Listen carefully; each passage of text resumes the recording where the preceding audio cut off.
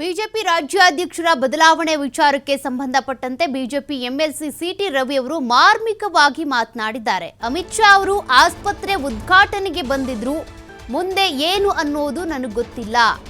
ವಿಜಯೇಂದ್ರ ವಿರುದ್ಧದ ದೂರಿನ ಬಗ್ಗೆ ನನಗೆ ಗೊತ್ತಿಲ್ಲ ಅಂತ ಸಿಟಿ ರವಿ ಅವರು ಮಾತನಾಡಿದ್ದಾರೆ. ಈಗಾಗಲೇ ಬಿಜೆಪಿ ರಾಜ್ಯಾಧ್ಯಕ್ಷರ ಬದಲಾವಣೆ ಆಗಲೇಬೇಕು ಅಂತ ಒಂದೆರಡು ಬಣಗಳು ಪಟ್ಟು ಹಿಡಿದಿವೆ.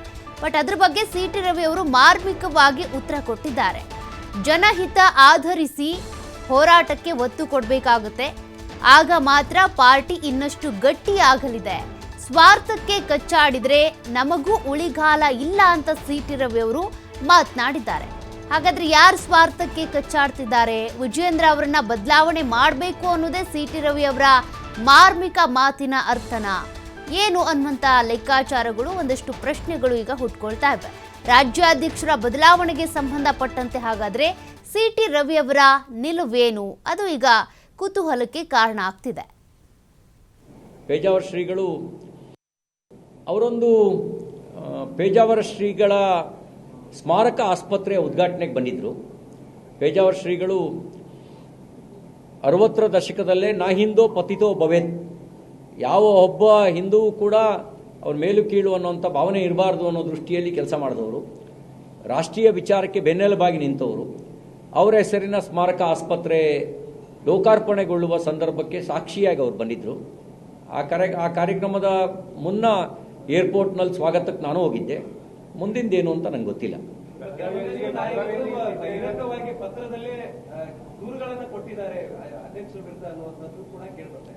ನನಗೆ ಮಾಹಿತಿ ಇಲ್ಲ.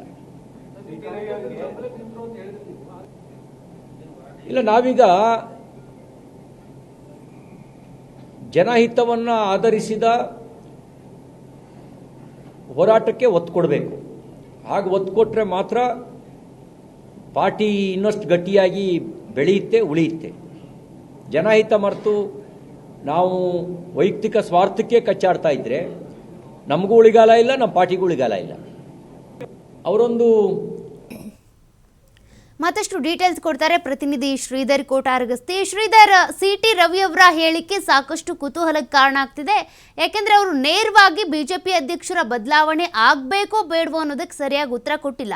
ಬದಲಿಗೆ ಸ್ವಾರ್ಥದ ರಾಜಕಾರಣ ಮಾಡಬಾರ್ದು, ಅದು ಪಕ್ಷಕ್ಕೆ ಉಳಿಗಾಲ ಅಲ್ಲ ಅಂತ ಹೇಳಿದ್ದಾರೆ. ಏನಿದ್ರರ್ಥ?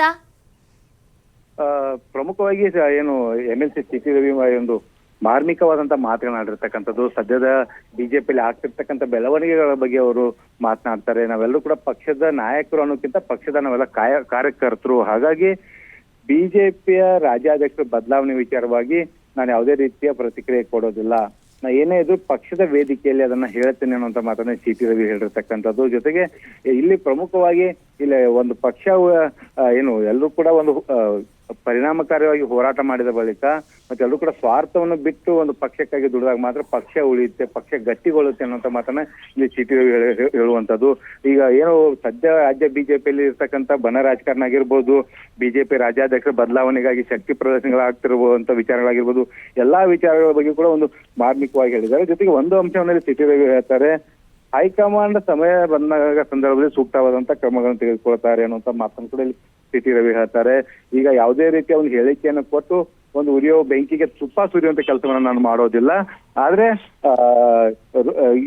ಈಗ ಇರ್ತಕ್ಕಂಥ ಏನ್ ಸಮಸ್ಯೆಗಳ ಉದ್ಭವ ಆಗಿದೆ ಅವು ಸಮಸ್ಯೆಗಳನ್ನ ಪರಿಹರಿಸುವ ಕೆಲಸವನ್ನ ಹೈಕಮಾಂಡ್ ಸರಿಯಾದ ಸಮಯದಲ್ಲಿ ಮಾಡುತ್ತೆ ಅನ್ನುವಂತ ಒಂದು ಸಂದೇಶ ಕೊಡುವಂತ ಪ್ರಯತ್ನವನ್ನ ಸಿಟಿ ರವಿ ಮಾಡಿರ್ತಕ್ಕಂಥದ್ದು. Okay, thank you Sridhar ಡೀಟೇಲ್ಸ್ಗೆ.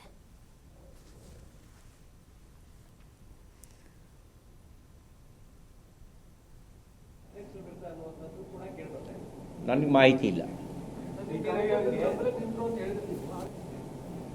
ಇಲ್ಲ, ನಾವೀಗ